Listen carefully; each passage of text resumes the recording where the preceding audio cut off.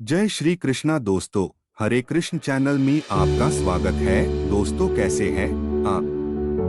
मैं आशा करता हूँ आप सभी अच्छे होंगे, खुश होंगे, मस्त और स्वस्थ होंगे।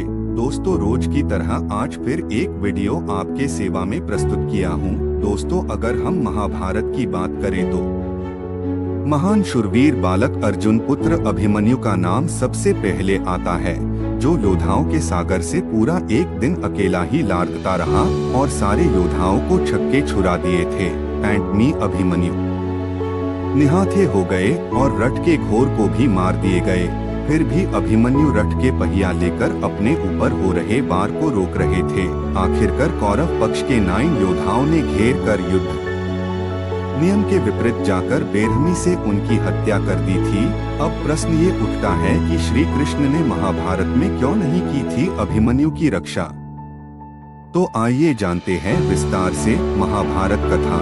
महाभारत के युद्ध में जब अर्जुन पुत्र अभिमन्यु की मृत्यु, तब भगवान श्री कृष्ण युद्ध भूमि में यह सब होते हुए देख रहे थे, लेकिन उन्होंने फिर भी अभिमन्यु के प्राणों की रक्षा नहीं की। यह प्रश्न महाभारत देखने के बाद ज्यादातर दर्शकों के दिमाग में घूमता है।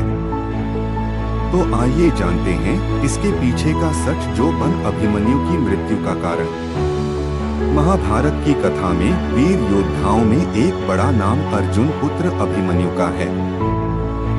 अभिमन्यु ने जन्म लेने से पहले ही चक्रव्यूह में प्रवेश करने का ज्ञान प्राप्त कर लिया था, लेकिन बाहर आने का मार्ग न जानने के कारण उसकी मृत्यु हो गई।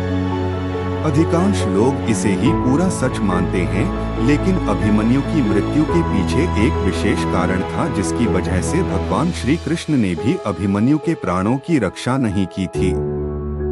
धर्म की रक्षा के लिए देवताओं ने लिए अवतार। महाभारत को वैसे तो धर्म युद्ध कहा जाता है, और धर्म की रक्षा के लिए भगवान विष्णु हर युग में अवतार लेते हैं एवं उनकी सहायता के लिए दूसरे देवतागण भी विभिन्न स्थानों पर जन्म लेते हैं। द्वापर युग में जब भगवान विष्णु ने भगवान श्री कृष्ण का अवतार लिया, तब ब्रह्मा जी के आदेश से देवताओं ने भी विभिन्न जगह जन्म लिया, ताकि धर्म स्थापना में वह भगवान श्री कृष्ण के सहायक बन सके। अभिमन्यु थे इस देवता का रूप। अभिमन्यु महाभारत कथा के वीर योद्धाओं में से एक थे। अभिमन्यु हर व्यक्ति के लिए एक प्रेरणा है। इस योद्धा ने महाभारत के युद्ध में अकेले एक पूरे दिन उन सभी योद्धाओं को रोक कर रखा था, जो अकेले कई सेना के बराबर थे। और यही कारण है कि युद्ध पर लड़ते लड़ते वीरगति को प्राप्त हो गए। भगवान कृष्ण ये सब खड़े होकर देखते रहे। लेकिन आपको बता दें कि यह सब एक उद्देश्य को पूरा करने के लिए किया गया था। जब धर्म की रक्षा के लिए देवताओं ने धरती पर अवतार लिया, तब अभिमन्यु के रूप में चंद्रमा के पुत्र वर्चा ने जन्म लिया था। वर्चा को भेजते समय चंद्रमा ने देवताओं से कहा, मैं अपने प्राणों से प्यारे पुत्र को नहीं दे सकता, परंतु इस काम से पीछे हटना भी उचित नहीं जान पड़ता। इसलिए वर्चा मनुष्य तो बनेगा, परंतु अधिक दिनों तक नहीं रहेगा। भगवान इंद्र के अंश नरावतार होगा, जो भगवान श्री कृष्ण से मित्रता करेगा, अर्थात अर्जुन मेरा पुत्र अर्जुन का ही पुत्र होगा।